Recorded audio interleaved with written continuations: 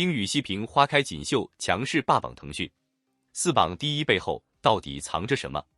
最近的国产古装剧市场又出现了一个让观众不得不关注的名字——丁禹锡。而这一次，他带来的不是普通意义上的古装偶像剧，而是正在腾讯视频持续升温的《花开锦绣》。短短几天时间，这部剧就已经成为平台讨论度非常高的作品之一。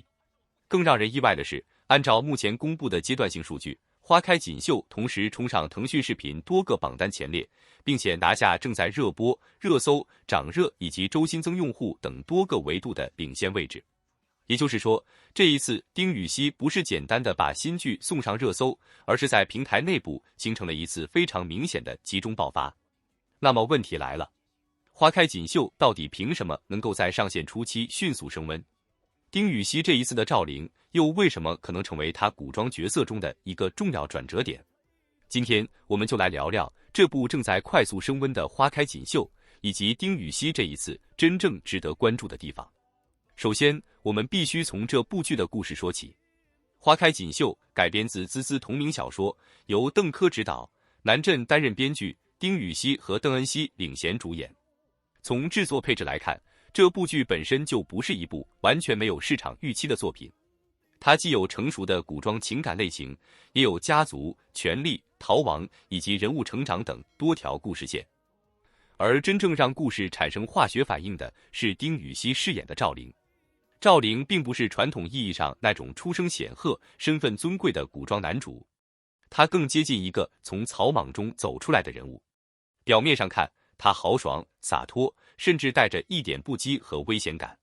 但随着故事展开，观众会发现，这个人物远没有表面看起来那么简单。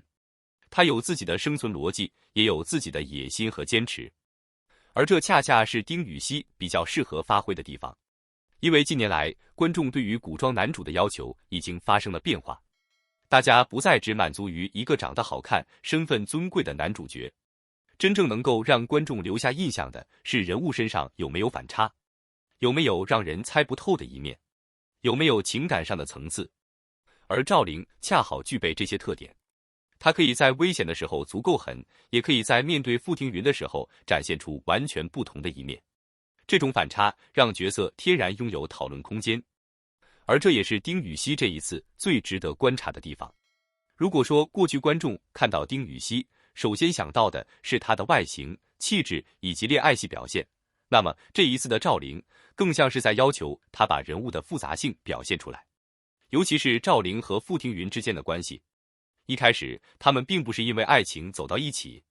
两个人更像是被命运强行绑在同一条船上的陌生人。一个是遭遇变故的世家小姐，一个是身份特殊的草莽人物。两个人因为意外共同踏上逃亡之路。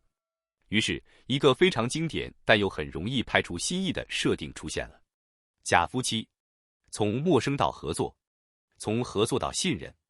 再从信任逐渐发展成感情。这种关系最大的魅力就是观众永远会想知道下一步到底会发生什么。他们到底是真的动心了，还是只是在利用彼此？赵灵究竟是真的保护傅庭云，还是另有目的？而傅庭云又会不会从一个被动卷入事件的世家小姐，慢慢成长为能够真正掌握自己命运的人？这些问题都成为推动观众继续追剧的重要动力。所以，花开锦绣真正吸引人的地方，并不只是男女主角的颜值，它更重要的一点是让爱情故事和人物命运结合在了一起。这也是为什么这部剧上线之后，很快就形成了讨论。因为观众讨论的并不只是这一对好不好磕，更多人开始讨论人物本身，尤其是丁禹锡的赵灵。这个角色究竟能不能成为他古装作品中的又一个代表性人物？目前来看，至少已经有了一个不错的开局。按照目前的阶段性表现，花开锦绣上线初期热度持续上涨，并突破了多个重要的热度节点。更值得注意的是，它并不是只在一个榜单上表现突出，而是同时出现在多个平台维度的前列。这意味着什么？简单来说，就是这部剧正在同时获得不同类型用户的关注。有人是因为丁禹锡追剧，有人是因为剧情入坑，有人是因为男女主角的互动讨论，还有一部分观众则可能是被短视频、热搜以及社交平台上的片段吸引进来。对于一部新剧来说，这其实非常重要，因为真正能够形成爆款潜力的作品，往往不是只有一种观众，它需要形成一个循环。第一批观众因为演员进入，第二批观众因为剧情留下，第三批观众因为讨论度主动寻找。当这三个群体开始叠加，剧集热度才会真正形成滚雪球效应。而花开锦绣目前正在经历的，恰恰就是这个阶段。当然，我们也不能因为开局漂亮，就直接宣布它已经成为爆款。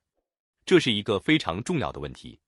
一部36集的古装剧，真正的考验从来不是播出前几天。前期可以靠演员热度、宣传物料以及新鲜感迅速吸引观众。但是到了中后期，真正决定成绩的还是剧情，人物成长是否合理，感情线是否自然，权谋线有没有逻辑，配角是不是能够撑起故事，以及最重要的一点，它能不能让观众持续追下去。这些才是花开锦绣接下来真正需要面对的问题。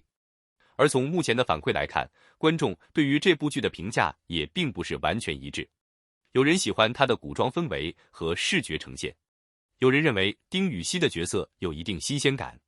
也有人对于人物塑造、剧情推进以及男女主角之间的互动存在不同看法。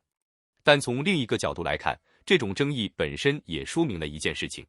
大家正在认真讨论它。一部剧最怕的并不是出现争议，而是播完之后没有人讨论，没有人关心，没有人愿意留下自己的观点。而现在的花开锦绣显然还没有进入这种状态，尤其是丁禹兮，这一次他面对的其实不只是一个新角色，而是一次新的市场验证。他能不能把赵灵演成一个真正有辨识度的人物？能不能让观众在看到这个角色的时候，不只是想到丁禹兮本人？如果答案是肯定的，那么赵灵很可能会成为他演员生涯中又一个具有记忆点的角色。更重要的是，花开锦绣选择在这个时间点播出，也给丁禹兮带来了一个非常特殊的机会。因为如今的古装剧市场竞争已经越来越激烈，演员想要真正站稳位置，仅仅拥有一部热门作品已经不够，更需要连续不断地证明自己。从角色类型到表演方式，再到观众认可度，每一步都在积累演员的市场标签。所以这一次的花开锦绣，与其说是在验证丁禹兮有没有热度，不如说是在验证他的角色上限到底在哪里。如果赵灵最终能够真正被观众记住，那么这部剧对于丁禹兮的意义就不会只是一部热播剧那么简单，它可能会成为他继续打开古装市场的重要作品。而对于邓恩熙来说，这同样是一次非常值得关注的机会。傅庭云这个角色并不是一个单纯等待男主保护的女主，她经历困境，也必须面对自己的命运。因此，两个人之间最有意思的地方，并不是谁保护谁，而是他们最终能不能成为真正意义上的并肩同行。这也是花开锦绣这个剧名最有意思的地方。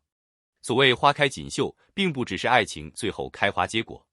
更像是在说，经历风雨之后，两个人终于找到属于自己的道路。从陌生人到同行者，